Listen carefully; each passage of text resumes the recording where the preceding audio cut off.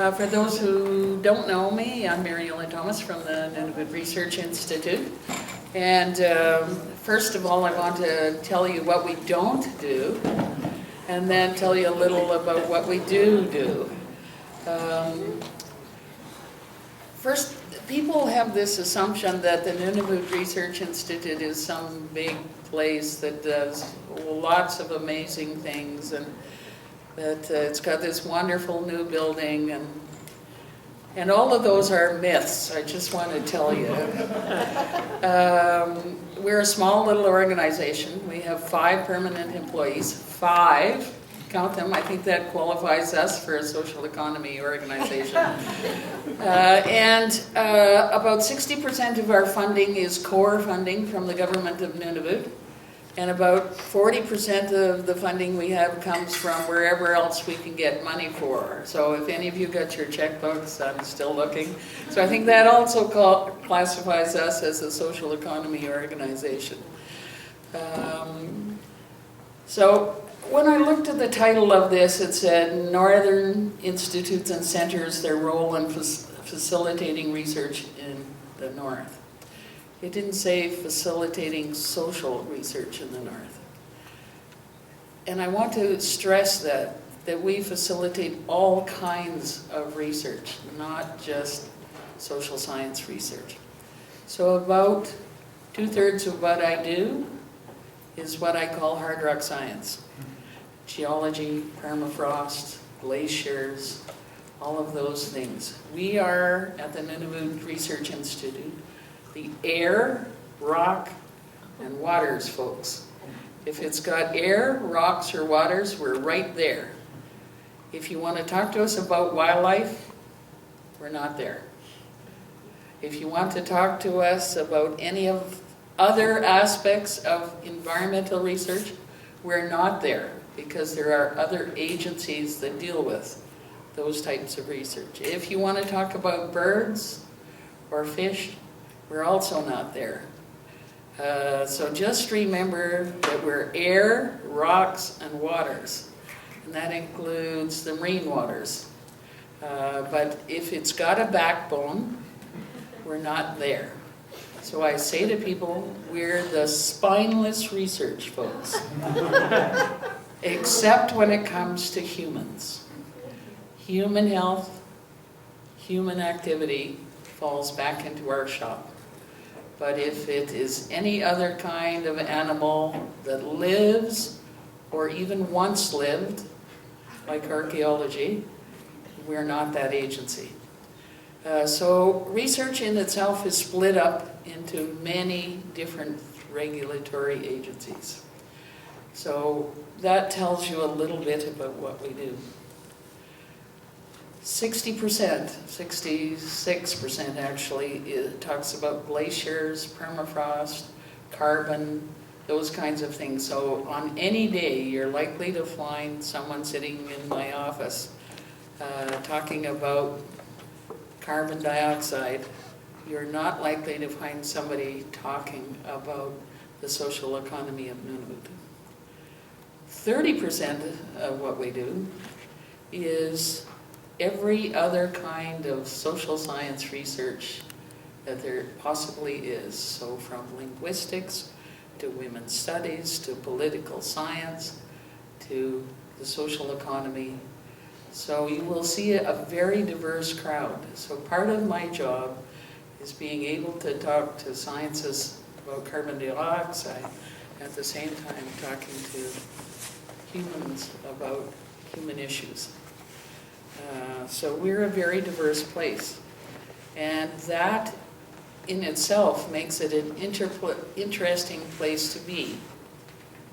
You never know who's going to end up at the scientific kitchen table. And you'll find people from all walks of life and all studies sharing their interests. But just exactly why does the government of Nunavut put 60% of our funding up? And if you look at our website, in the very first paragraph, it says that we are there to gather information for the decision-making of people who live in Nunavut. So we have a very clear mandate that we're there to gather the information that people might need to make decisions about their local environment. So it's a very expressed purpose that we're not just there for the puppy mill of graduate students going through Canadian universities. It's there to create knowledge that is useful for the citizens of Nunavut. So I think that gives you a little bit of idea about what we do there. Years ago, I met a very famous Canadian engineer, and he gave me his business card, and he said, "This is where I work, and if you flip the card over, you'll find out that this is where I play." And as a citizen of Nunavut, though where I work is in the scientific world, where I as a human being have played for a long time, and some of you might remember me as an early member of Alternatives North and a few other organizations like the co-op movement and a few other things. Where I've always played in my personal life has been in the social economy. I am not a scientist. I am not a researcher. I am a citizen of Nunavut who's interested in how we can improve where we live and what we do, the common good. And I think that we have to all keep that in mind, that where we work may have a purpose. Where we are as citizens, we also have to do work for the common good. So it's so nice to be in this room, that I see lots of folks that I've worked with in many aspects, not only of my work life, but of my play life.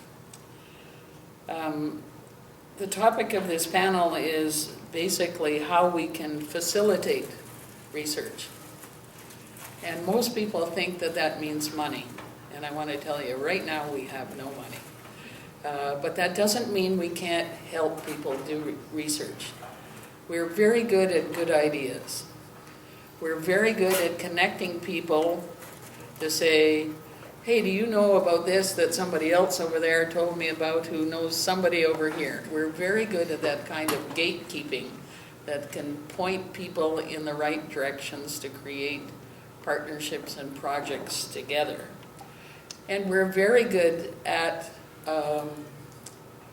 just providing the support, basic support that research in communities may need, like a desk, like access to the internet, like a phone, like a place to have a warm shower and a quiet bed to sleep in. And we're particularly good at that now, thanks to the Arctic Research Infrastructure Fund, where we have facilities in Iqaluit, Arviat, Rankin, and Cambridge Bay. So we are now spread out. We're not just located in Iqaluit. We have facilities in all those locations where you can find a home. It is a researcher's home, but it also gives them access to those kinds of things that most people need. A warm bed, a shower, hot food, and a place to connect with the community. We can provide that now, where we weren't always able to do that before. So having said that, I'm here more to hear from you about how we can assist you in doing the things that you need to do.